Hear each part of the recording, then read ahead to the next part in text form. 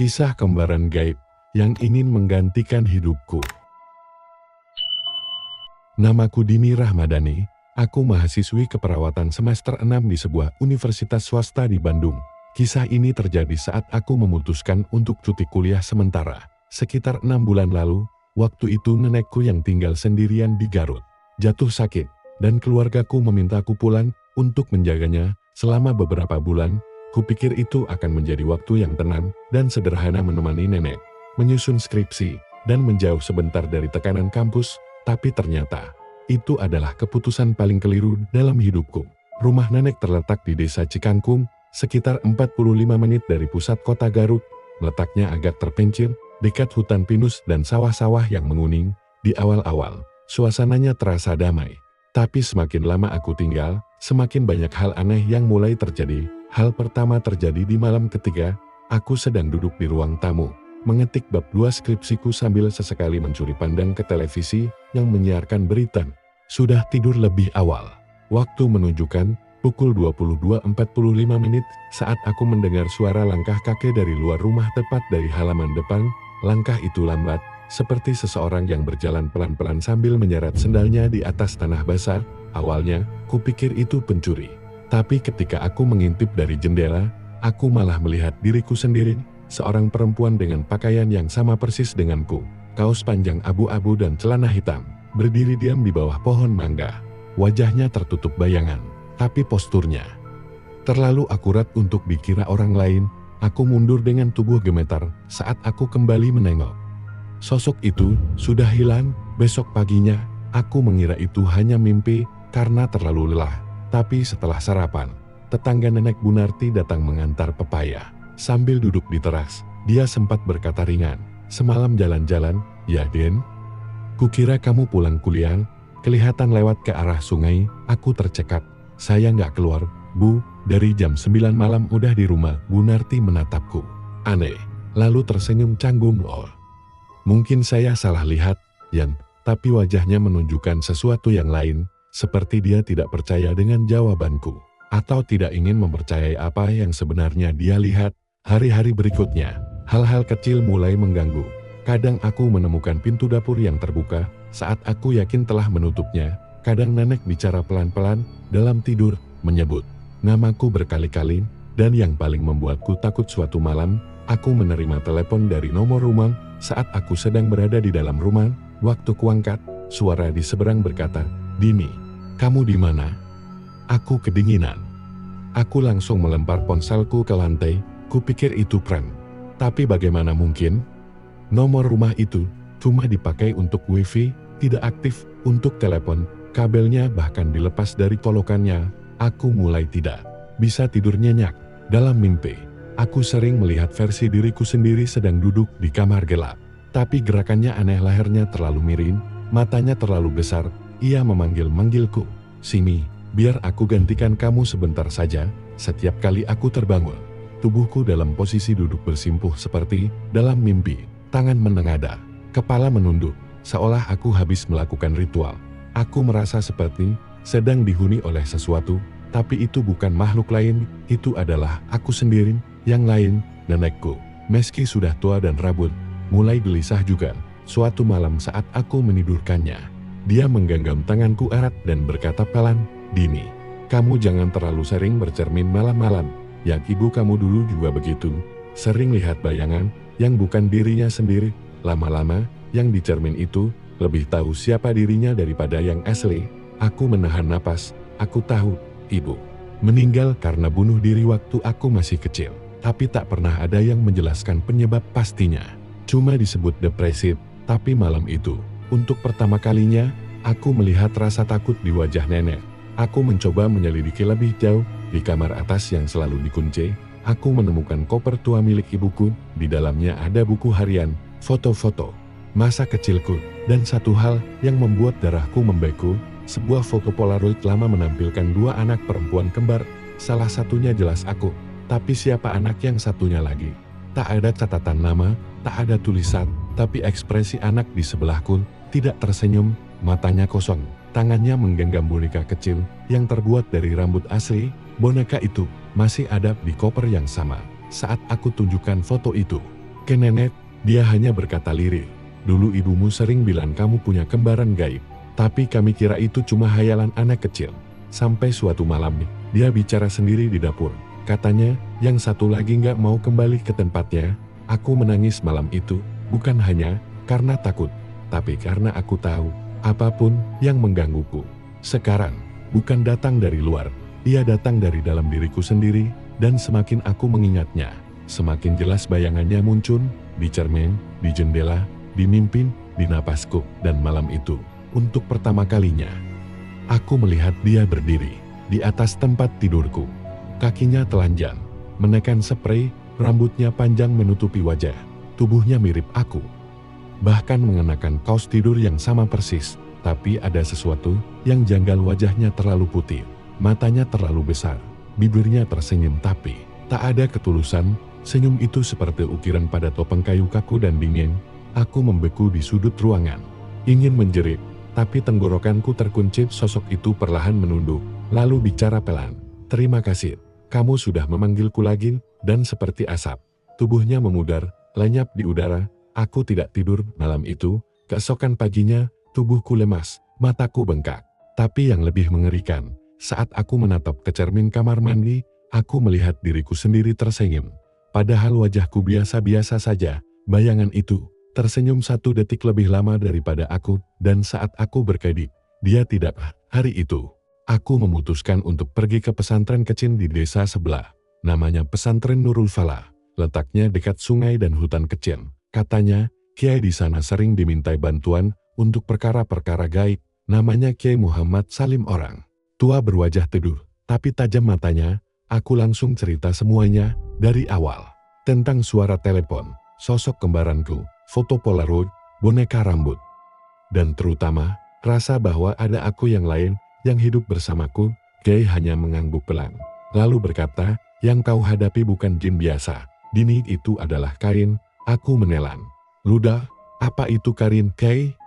Karin itu makhluk gaib yang lahir bersamaan dengan kita, seperti bayangan roh. Dalam kepercayaan Islam, setiap manusia punya satu, biasanya, dia hanya mengikuti, tapi, kalau ada celah kekosongan, trauma, atau pengaruh sihir, Karin bisa mulai menggantikan. Gantikan? Dia bisa mengambil bagian dari hidupmu, ingatan, tubuh, atau bahkan nama. Aku langsung teringat sesuatu. Minggu lalu, aku ke pasar beli sayur. Penjual langganan nenek, Mang Iwan, sempat bilang, kok kamu nggak nyapa tadi? Pagi pas ketemu di jalan ke masjid, Yin.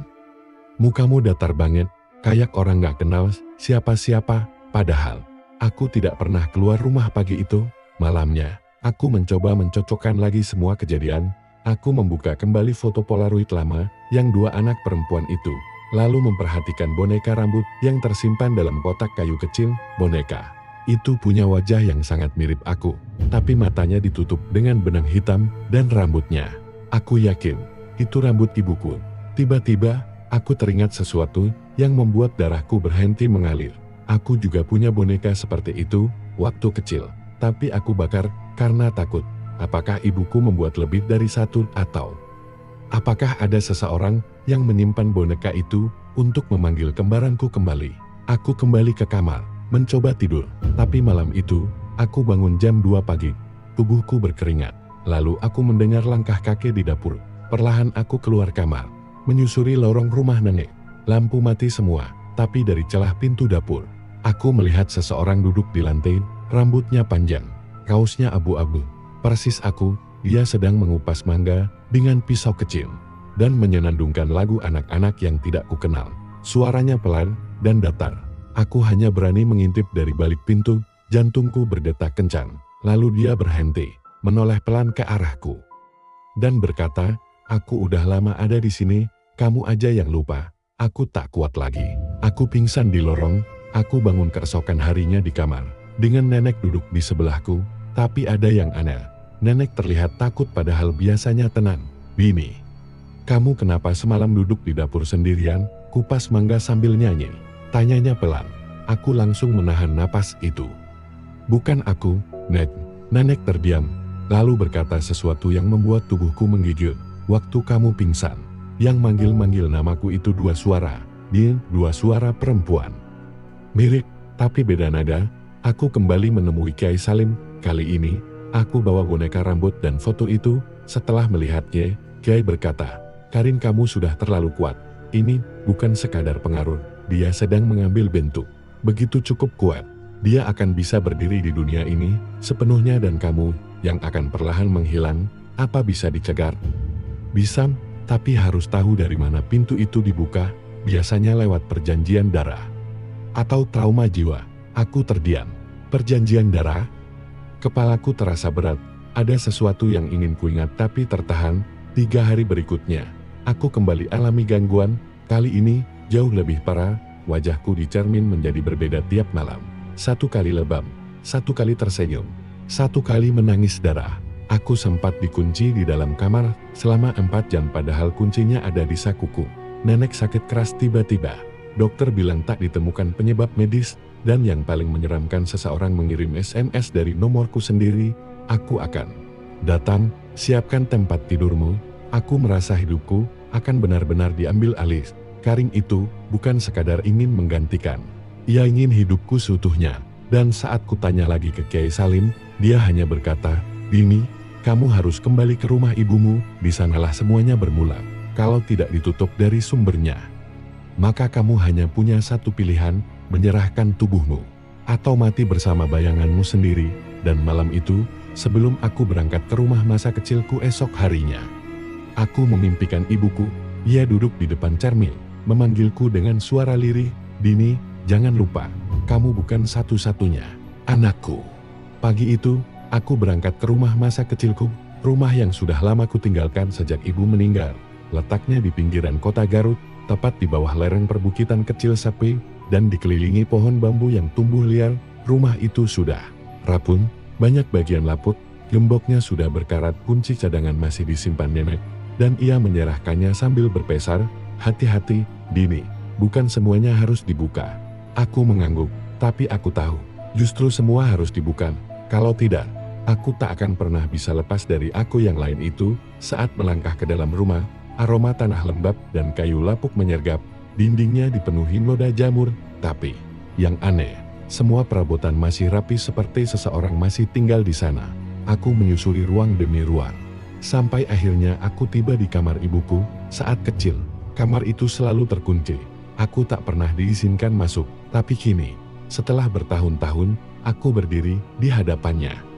Dan kunci di tanganku pas dengan lubangnya, pintu terbuka pelan di dalamnya. Kamar itu utuh seperti terakhir kali ibuku hidup, dengan bed cover merah tua, cermin berdiri besar, dan meja kecil di sudut penuh botol minyak wangi dan dupa sisa. Di atas meja itu, ada foto ibuku yang jarang kulihat. Ia masih muda, duduk di pangkuan seseorang.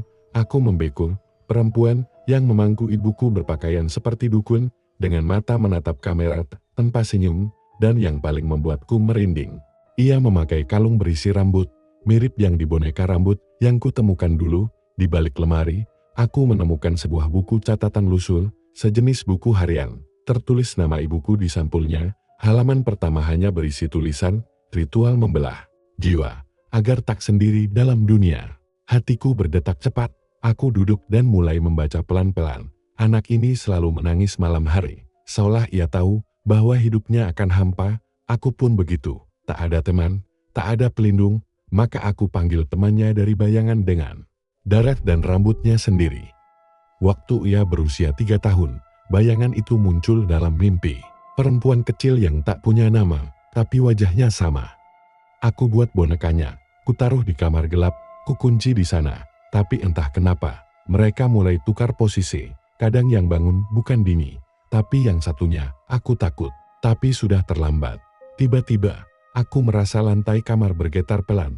Cermin besar di depanku berembun dari dalam, padahal suhu di dalam rumah panas. Saat ku dekatkan wajah, perlahan embun itu menghilang, dan muncul bayangan 2 anak kecil, berdiri berdampingan, tapi hanya satu yang menatap langsung padaku, yang satunya hanya menunduk. Cermin itu bukan sekadar pantulan, tapi seperti jendela, penghubung antara 2 dunia. Aku beranjak ke ruang belakang, tempat gudang kecil, dan di sanalah aku menemukannya, sebuah ruangan gelap di bawah lantai, tertutup karpet lusuh dan kayu tua. Aku membuka tutupnya, bau anyir dan Dupa busuk langsung menyergap.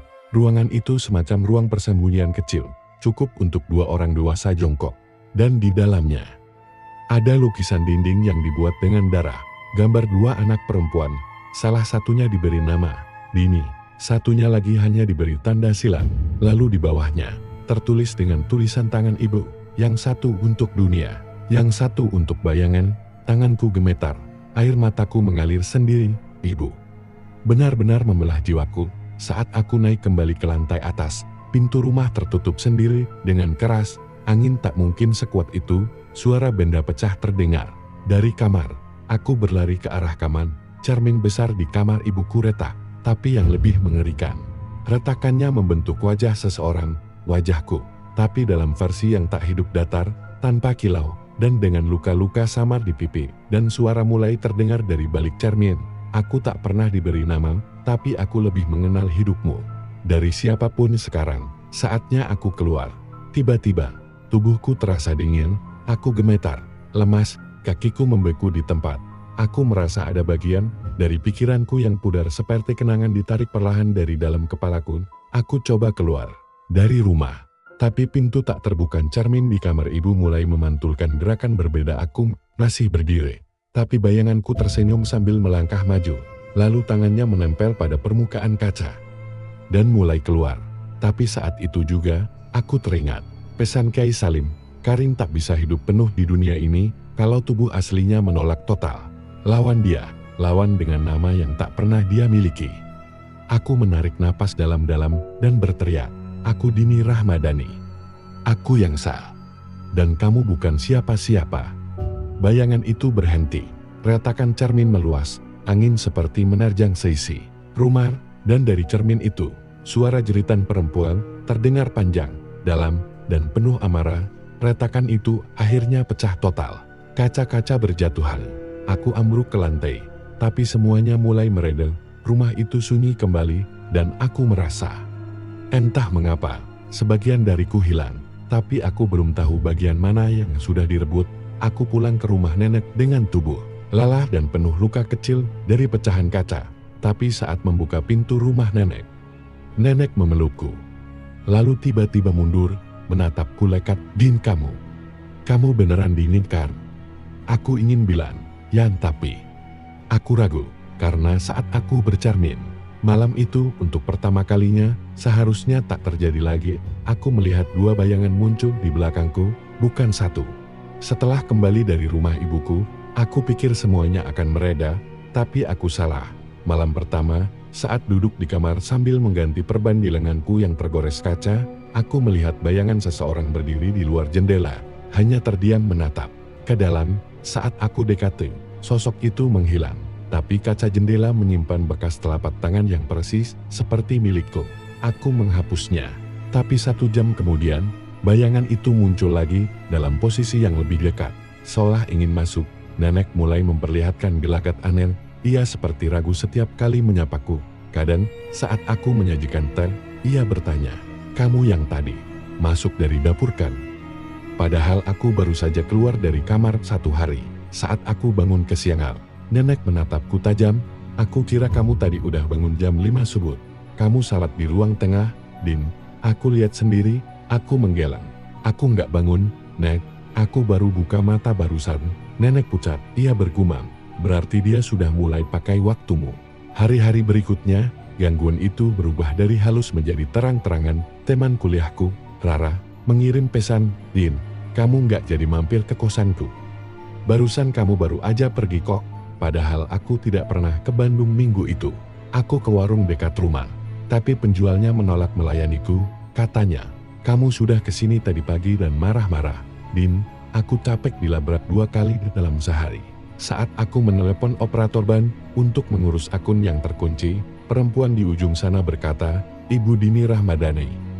Tapi data ibu baru saja kami proses 10 menit, lalu lewat suara Anda yang sama, aku mulai kehilangan kendali atas hidupku sendiri. Bukan hanya waktu, tapi nama, wajah, dan reaksi orang terhadapku semuanya mulai kacau. Aku merasa dia benar-benar telah keluar dari cermin itu, dan sekarang dia berjalan di dunia ini, sama sepertiku. Malam keempat setelah kepulanganku, Aku membuka laptop untuk mengecek email kampus, dan di sana ada pesan terkirim atas nama Dini Rahmadani yang tidak kukirim kepada dosen pembimbing, kepada Rara, bahkan ke Kiai Salim. Isinya aneh, seolah menyatakan bahwa aku ingin mengundurkan diri dari semuanya. Bahkan email ke Kiai Salim bertuliskan, "C. Jangan bantu aku lagi, biarkan saja aku hidup bersamanya." Tanganku gemetar, air mataku jatuh tanpa kusadari. Dia bukan hanya ingin menggantikan aku, tapi ingin menghapus aku. Aku pergi ke pesantren Kiai Salim malam itu juga. Wajah beliau tampak lelah, tapi matanya masih tajam. Setelah aku ceritakan semua keanehan yang terjadi, beliau berkata, "Dia tidak hanya kembar bayangan. Dia telah menyusup ke dalam identitasmu. Ini sudah tingkat penggantian jiwa." Aku menatap beliau dengan putus asa. "Apa yang harus saya lakukan, Kiai?"